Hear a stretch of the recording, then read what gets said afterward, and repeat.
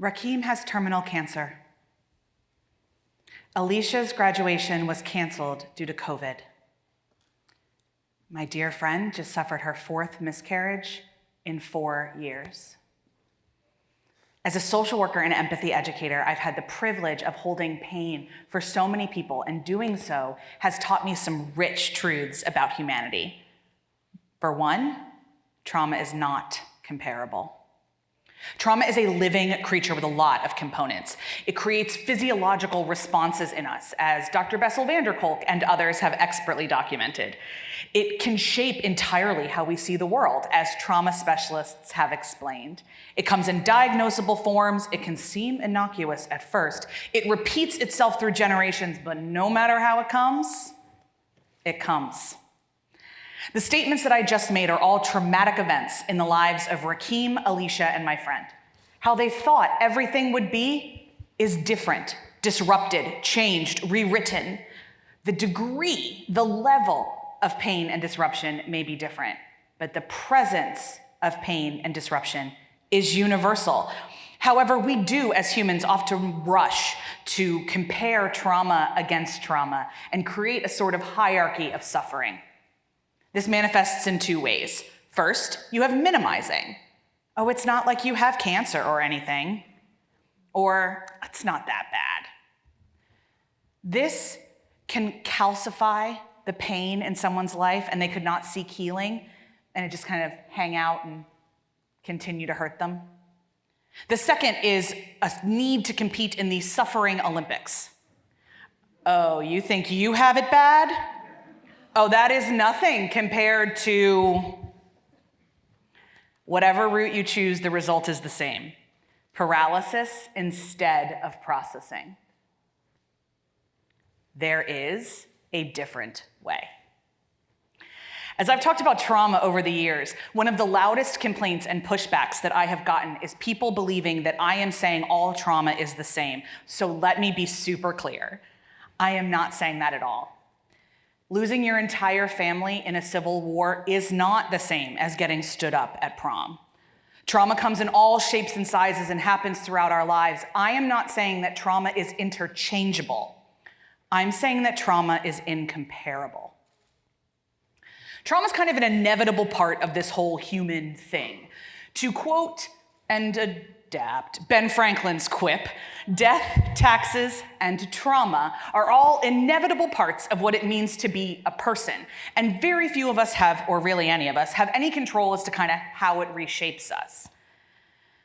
And honestly, sometimes when you share your pain with somebody, when you bare your soul and their response is suck it up, or maybe it's what God wanted for you, sometimes that's more painful than the event itself.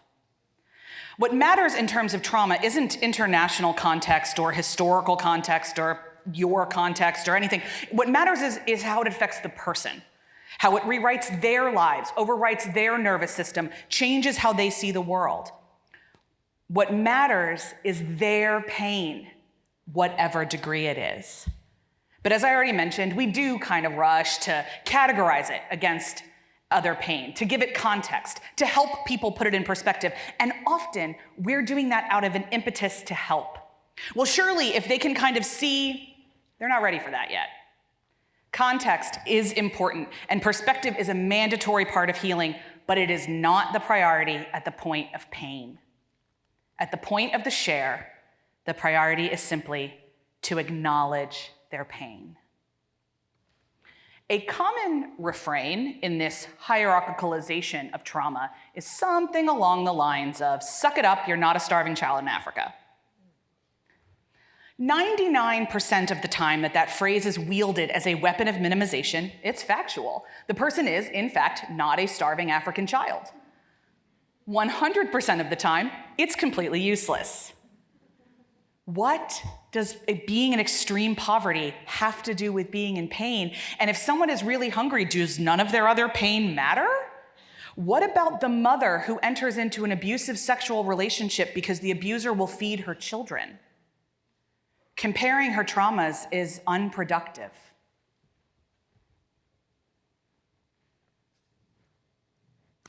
What we think of someone else's trauma does not matter. What matters is how we respond when they hand us their pain. Poet Mary Oliver wrote, "Someone I loved once gave me a box of darkness. It took me years to understand that it too was a gift." What if we understood that? What if we understood this disclosure as a gift of trust? What if we could pay attention to their body language, their tone of voice, the things they're not saying, all of that other stuff that comes with storytelling? What if we paid attention to that and let that guide the context? Because there is context that's important in this situation, but it's not ours, it's theirs. Their context is what matters. When she was 25 years old, a young woman was fired from her volunteer job. This may not seem like a traumatic event based on that statement alone, so allow me to unpack. She had been working as a youth worker at a church for about 2 years when it happened.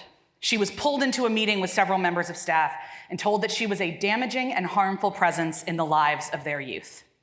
Direct quote. She was told she was never allowed to see any of the students again, even if she ran into them in public, like at a Target. They asked her to walk away. She found out that they'd been collating and curating a list of grievances against her for an entire year, and with some input from parents, staff members, some of her fellow volunteers, but she was never given a chance to respond to the charges against her because they wouldn't even show her the list. To say that she was blindsided is an understatement. At that point in her life, she had been in training to be a youth worker for 10 years, had been one, in fact, for 10 years, and was trying to make it her entire life's work.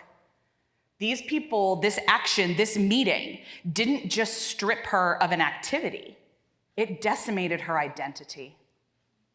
She fled the meeting feeling both numb and shattered, had no idea what end was up, and she sought emotional refuge first from a man who had been family for her in the past.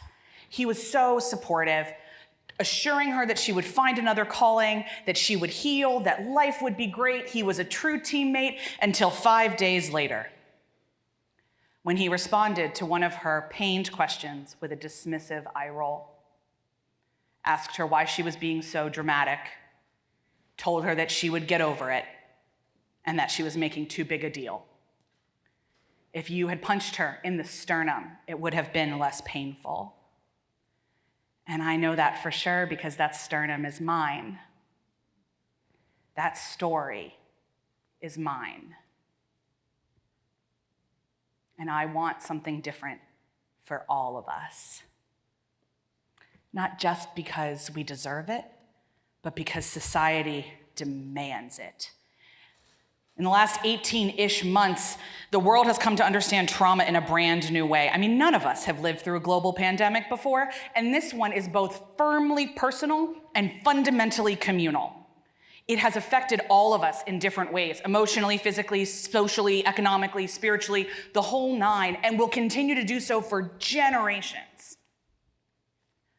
What if, instead of playing judge and jury on someone's COVID experience, what if we told them we're sorry that they're in pain? What if we listened? What if we accepted their truth as a gift? What if Alicia, whose graduation was canceled due to COVID, what if I told you that she was the very first person in her entire village to graduate from high school? For decades, the entire community of undocumented persons did everything they could to make sure that she would get that diploma. And she counted her process of doing that as much of theirs as hers. For Alicia, graduation wasn't a party, it was acknowledging her place in the community and their labor towards her life. If we knew that, would we count her tears differently? And if we knew that, would we see her differently, maybe even know her better? Because the point of all of this reframing of trauma is this, that we can know each other better. We can treat each other with more respect, more empathy, and move from a world fractured with assumptions to a world cohesive with love.